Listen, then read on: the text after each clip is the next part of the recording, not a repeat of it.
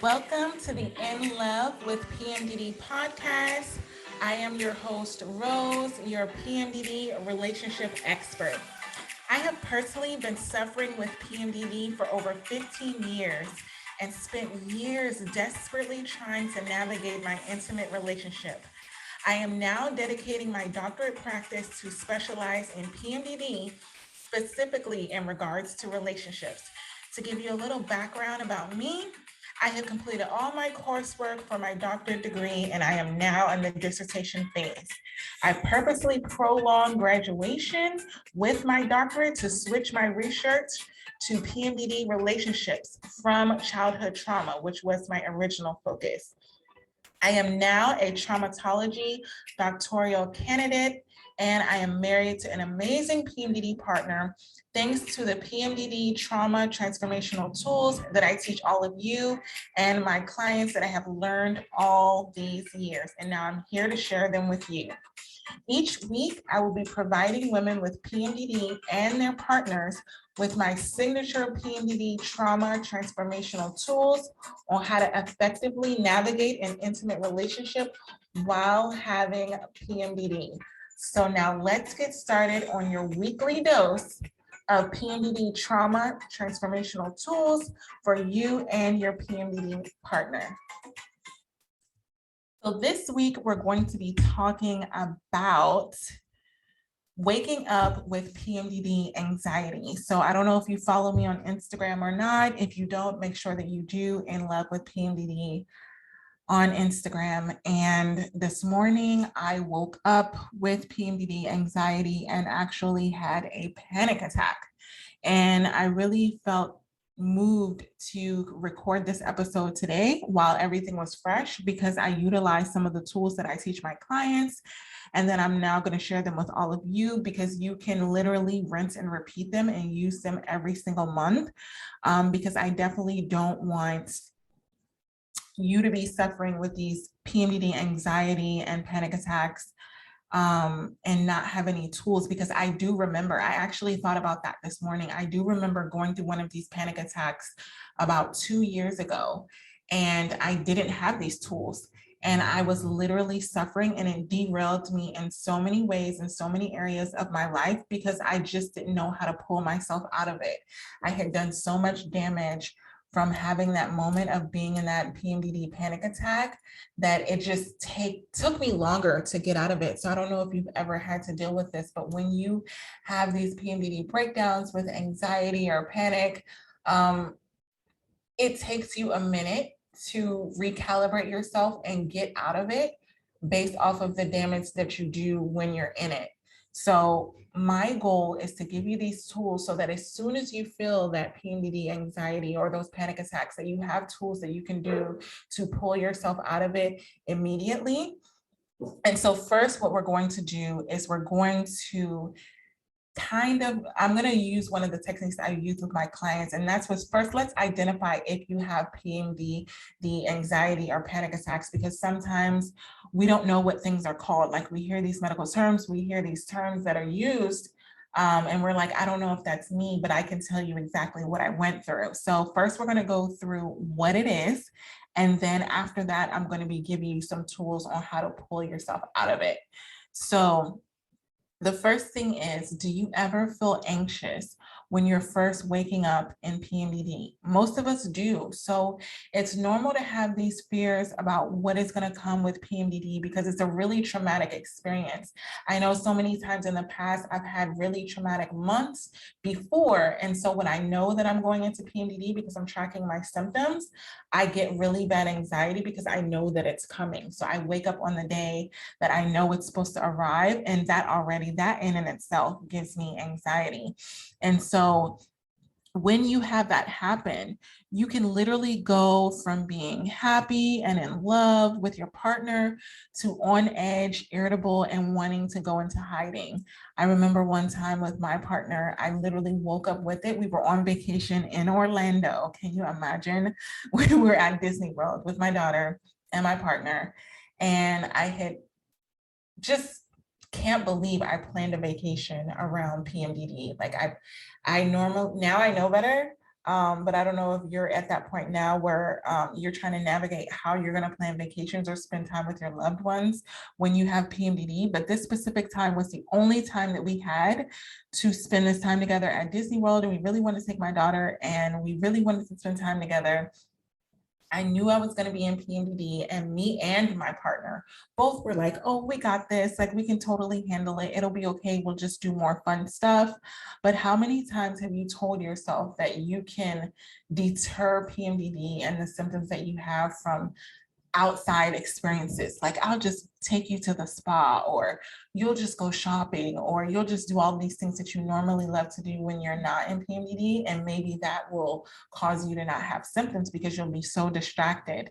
That was one of the things that my partner used to say earlier in our journeys. He used to say, we can just distract you and maybe you won't even notice when PMDD is coming on.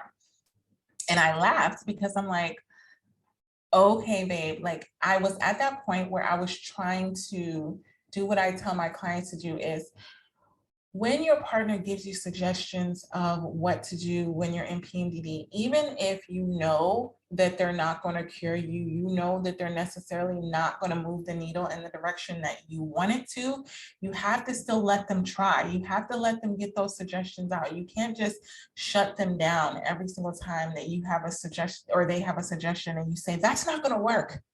That's not going to work. Like, I have PMDD, this is a chronic illness. And then you go down the list of it's never going away. So nothing that you can tell me is going to cure me. So I don't want to hear another one of your suggestions. What that does is that belittles them. It makes them feel helpless. And I've actually had clients come to me where they've actually broken up. They've actually broken up because the partner was trying every single month to give these suggestions, and she just kept shutting him down and saying, that's not it. That's not going to help. That's not going to help. And almost getting mad and irritated because he was just suggesting some things. And like I told you in previous episodes, when you're in PMDD, your level of remorse with your partner is very low. So she was just saying things like, that's stupid. Like, who would think that taking a nap or eating a donut is going to help me feel better about being in PMDD? And what we have to understand is they don't have any cures, medicine. They can't just run to Walgreens and go bring you some medicine. So you have to really be sensitive to that fact that they're trying, they're doing their best. And even if you know that the suggestion that they're giving is not going to help you at the moment, just say thank you. Just show gratitude for them at least trying, because what you don't want is for them to shut down and to stop trying and to stop talking because they're tired of being told that they're wrong or that they're stupid or that idea was dumb. And so when my partner said, oh, let's just go anyway, and you'll just be distracted at Disney World. That was horrible. That was one, like if you go into our top 10 worst PMDD episodes, that's like in there because we were in a hotel room, in a condo, like a beautiful resort.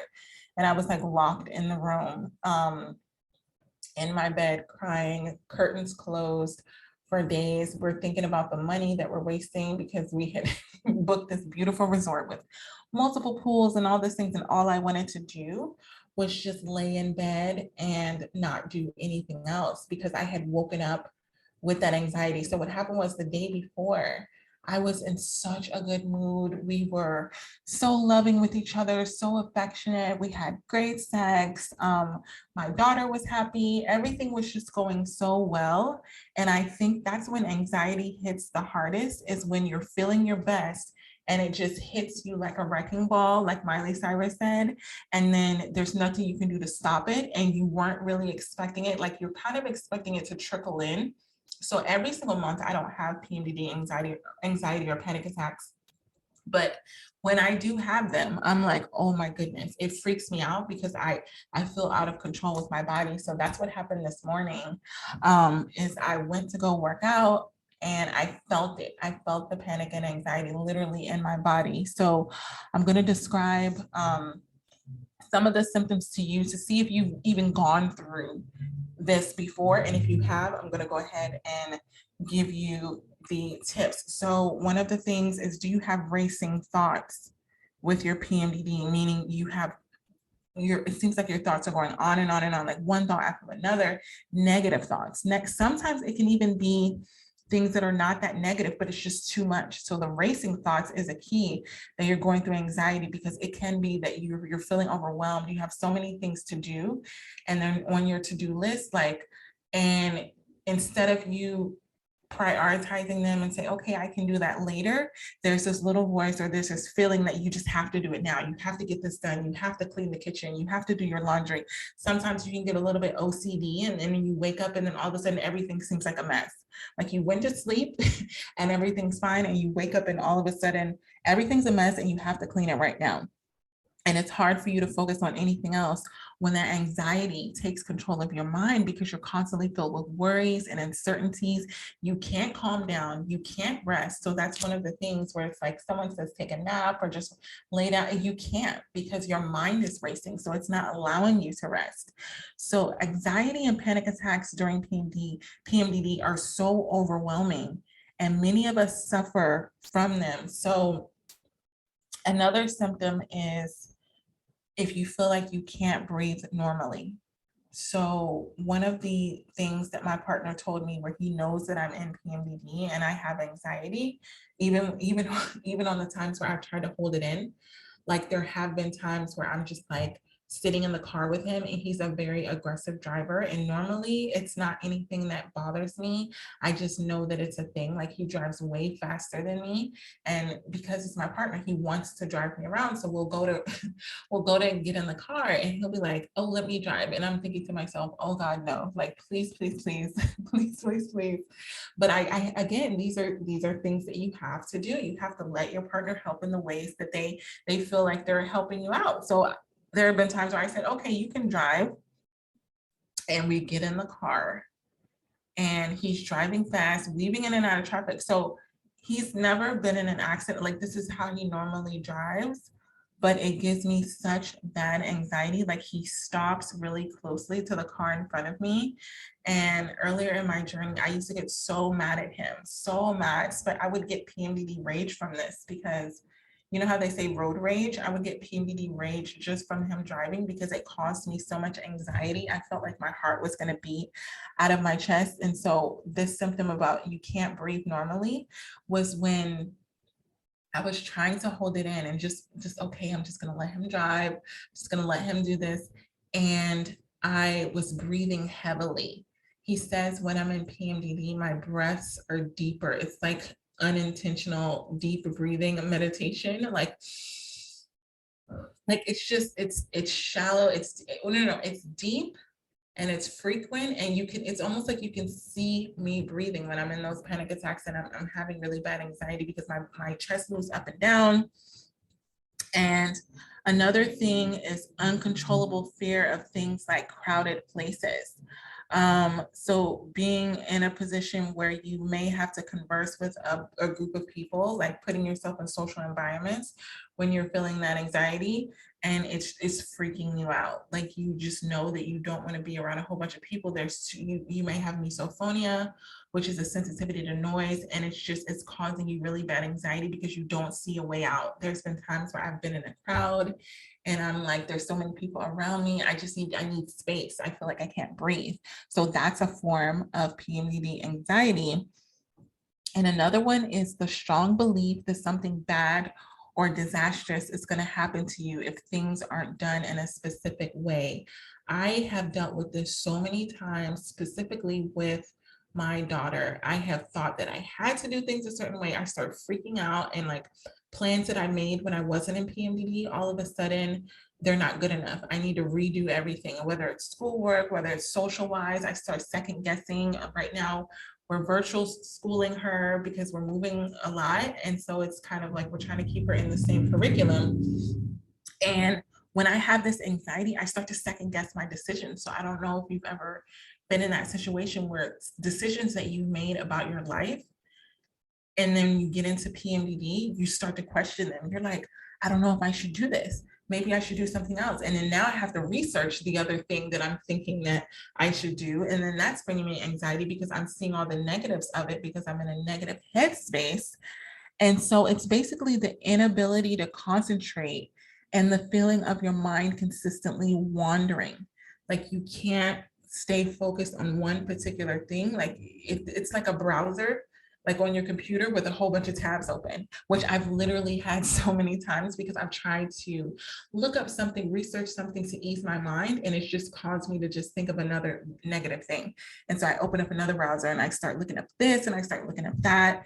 And that's a sign of PMDD anxiety.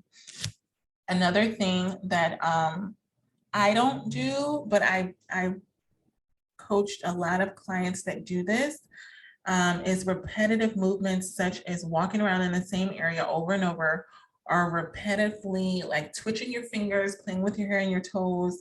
Like that's a sign, that nervous energy, that feeling like you can't just sit still, like you have to do something in order to calm that anxiety. I do have this one, which is a feeling of doom, like something really bad is about to happen to you. This one is the worst because the scenarios that come up in my head when I have this PMDD anxiety, and that literally leads to my panic attack because what I'm thinking about is so horrific. It just, you may feel like it's an accident, or like you're going to get in a car accident, you're going to have a heart attack, or even death.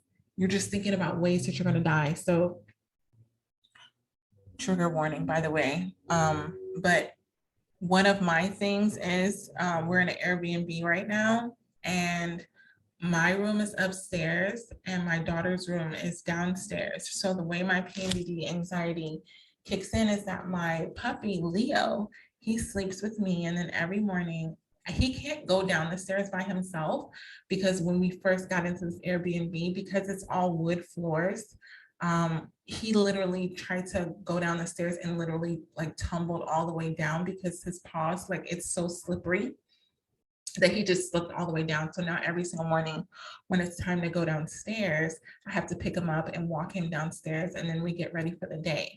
Well, when I've been in PMDD in this house, every single time I go to lean down, pick up Leo, my puppy, and I walk down the stairs, I imagine, and it's a lot of stairs. I mean, like 12, it's a long way down. It's kind of a creepy house, I'm not gonna lie.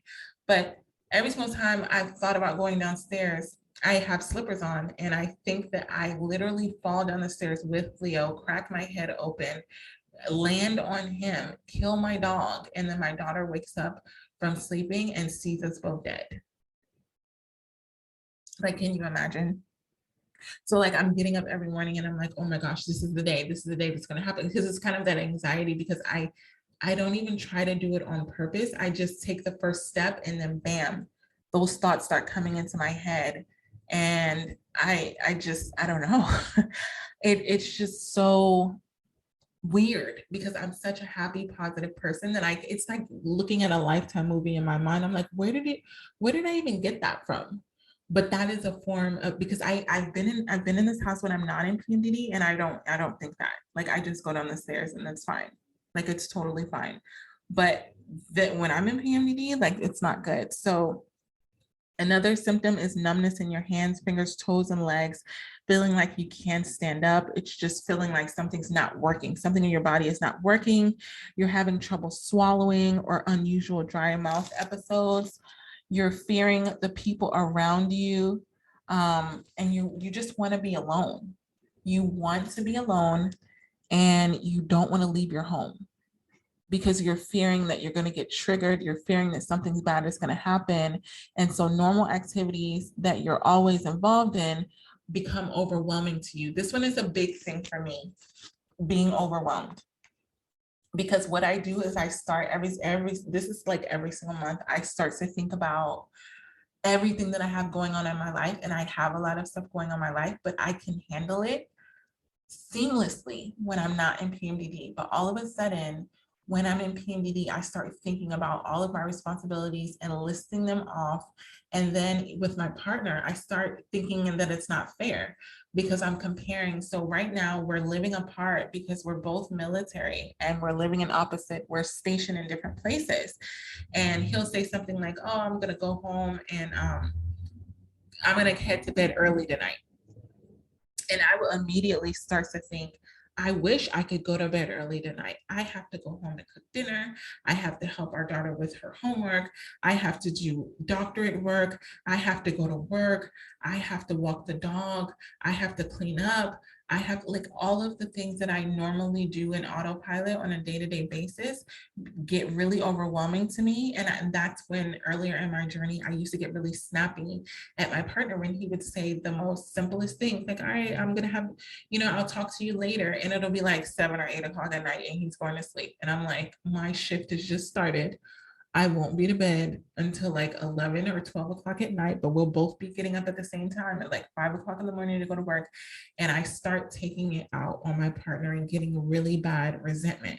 So that's what I used to do. And now I have to consciously catch myself from comparing, because I used to be like, it's not fair that I have all this stuff going on and I'm so overwhelmed and you don't have anything going on. Like, he works really, really hard, but when I'm in that PMDD anxiety mindset, it's like I have the weight of the world on my shoulders and I just can't. And so a way that I want to combat that is just to do nothing. So many of the symptoms of PMDD anxiety lead to panic attacks. And that's what happened this morning during my workout. I was trying to get all of that excess energy out that I had, but then my mind started racing, all the negative thoughts started coming, my hands started shaking, and it felt completely uncontrollable. It felt uncontrollable because I couldn't stop it. It's kind of like putting your body on vibrate. And I was just like, oh my God, like I think I dropped something. Like I was trying to pick something up, and because my hands were shaking so much, I literally dropped it on the floor. And then you feel stupid because you're like, man, you can't, I think it was my water bottle. It's like, man, you can't even take a sip of water because, you're freaking out right now.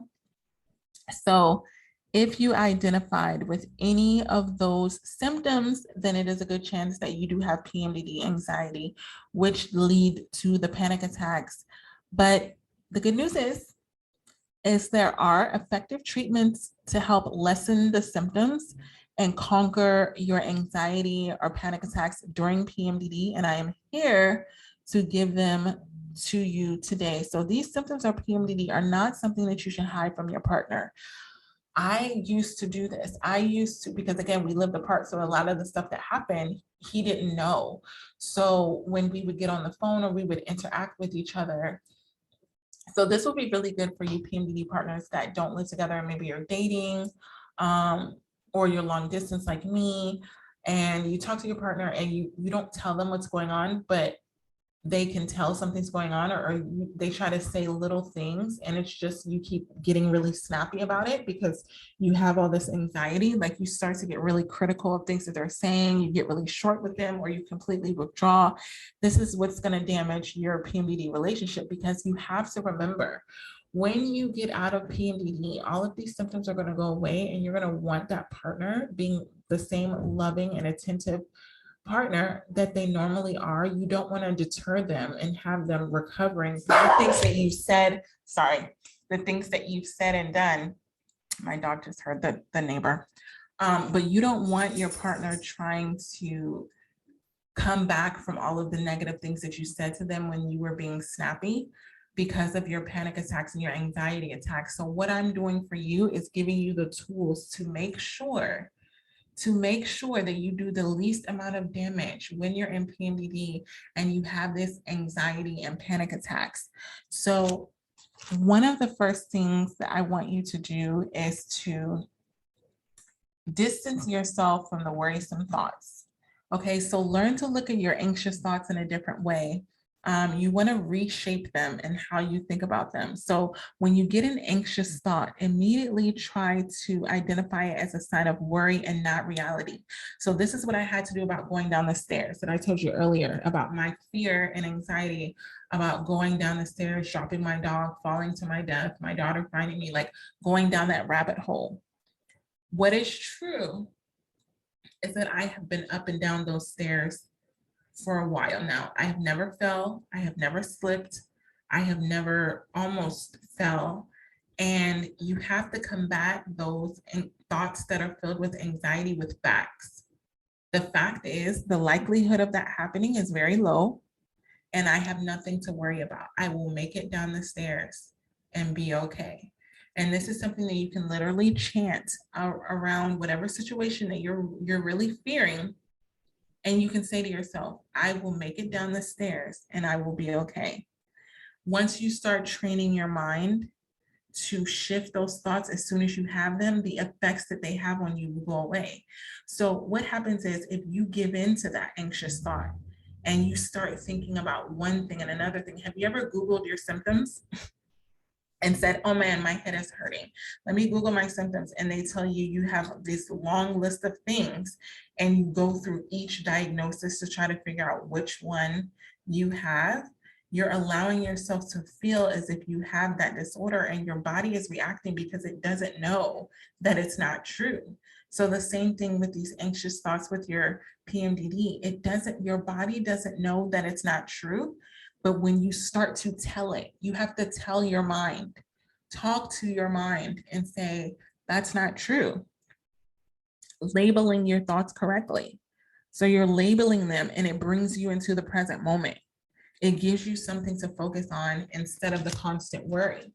So reshaping of the thoughts is like, I took the thought of I'm going to fall down the stairs and literally die and my daughter's going to find me to I'm going to make it down the stairs and I'm okay. So now I've replaced the thought. If you've ever thought about having a habit, when you're trying to break a habit, you have to replace it with something. You can't just take something away without replacing it with something else because it's always going to go back to that anxious thought. So you take the anxious thought that you have on repeat and you replace it with a thought that's a fact. Because when your brain realizes, okay, yeah, that's true that you haven't fell down the stairs. Like, okay, then every single time you have that thought, you go back to the fact. So replace the anxious thought with the fact. So the next thing I want you to do, which is number 2, is ask yourself, when you get an anxious thought, just stop and ask yourself, what is the real reason that I'm having this anxious thought? What am I really afraid of? What am I really afraid of? I specifically had the thought about going down the stairs and falling because of fear of mine, my worst fear, which is something that PMDD tends to bring out. I have no idea why PMDD tends to bring out your deepest, darkest fears. And that's me dying and my daughter not, she's an only child. So me dying and my daughter not having me to raise her. So my anxiety tends to create a scenario that supports that fear and it creates that panic attack and that anxiety. And so when I realized that I'm really afraid of that, I'm really afraid of not being there for my daughter. That's what it really has to do with. It's not about the stairs. It's not about me carrying my dog. It's not about any of those things. It's about, I have this deep fear. And then maybe you do the inner work to address that. Maybe you do something to ease that fear so that when PMDD comes, it doesn't have something to grab onto. And the next thing you can ask yourself is there any real danger or is my mind simply playing games with me? You have to begin to understand that your mind, you ever heard that phrase, like your mind is playing tricks on you? That is a thing. Your mind can literally play tricks on you if you allow it. So if you reshape that thought and as soon as you have an anxious thought, just say, oh, that's just my mind playing tricks on me again. That's just my mind. Like you say it so instinctively, and this is something that you have to train yourself to do so that you don't go down that rabbit hole and you don't further investigate something that's not true. And then you ask yourself, is the outcome that I'm thinking about, that negative outcome, is it likely going to happen? Like I told you about falling down the stairs, is it likely that that's going to happen? Like I'm in an Airbnb that gets rented all the time right now, and because I'm here for training, but I'm pretty sure the owner wouldn't be consistently renting this place if he had multiple people have murder scenes in the house because they fell down the stairs. Like he would have done something to fix it. You know, you can put those things on the stairs that kind of give you that grip, or some kind of carpet on the stairs. So that scenario that I was thinking in my mind, it's not likely to happen. And then you think about, how can I stop or change these negative thoughts and turn it into something positive? So about going, and I keep using this scenario because I feel like I painted the picture for you all, but going back to me going down the stairs, how can I change it into something positive? I can think about what I'm going downstairs to do. I'm starting my day. I'm feeling okay. one of the things that I do in the morning is my PMDD morning routine, which I'm going to do a whole nother like podcast on that, because it's very specific and it's very strategic to combat my PMDD symptoms. So I'll go over that in another episode. But I could think about, I'm going down these stairs to start my PMDD morning routine to shift my mood so that I'm better for my partner and I'm going to be okay. So the next thing I want you to do is view your thoughts as data. Okay, I want you to just view it as, you don't have to engage in every single thought that comes up. You just can say, okay, think of your mind as like a data processing center. You get a lot of data coming in all throughout the day. Some of it's good, some of it's bad. It's like shopping at Ross, right? It's a big store with a whole bunch of stuff, a whole bunch of racks. You're not going to buy the whole store. Everything in the store is not going to appeal to you, but you can go through the racks and comb through it, and some of it's true and you really like it, and then some of it's complete garbage, and you can, not garbage, but you know what I mean? Like it's not for you. So you need to learn to know that you have the power to pick the thoughts that you focus on. You are the CEO of your life, of your mind, and whatever thought comes up, you have the power. You have the power to pick and choose what you're going to believe. No one else can do that for you because no one else has your mind. So if you empower yourself and just think about, like, if a negative thought comes up, I have the power to choose. I can choose to accept it, or I can choose to not focus on it. When I say not focus on it, just dismiss it and then keep it moving, like I did with all my exes. But anyway, it's another podcast. So, sorry. So the next thing I want you to do is to focus on the present. So what is presently going on? So many times we can think about anxious thoughts that are in the future or in the past, and we're not really thinking about right now. So one thing that happens for me in PMDD, or used to happen for me until I figured it out, I figured out the pattern, was that I have really bad childhood trauma, and every single month it would take me into a downward spiral of negative thoughts about my childhood. I would literally envision all of the abuse that happened. I would literally feel the emotions. I would literally feel so helpless. I would almost go back to being a child again and feel that pain. And it was because I was focusing so much on the past, because that anxiety wanted to take me to the most negative space that I had. And for me, that's my childhood.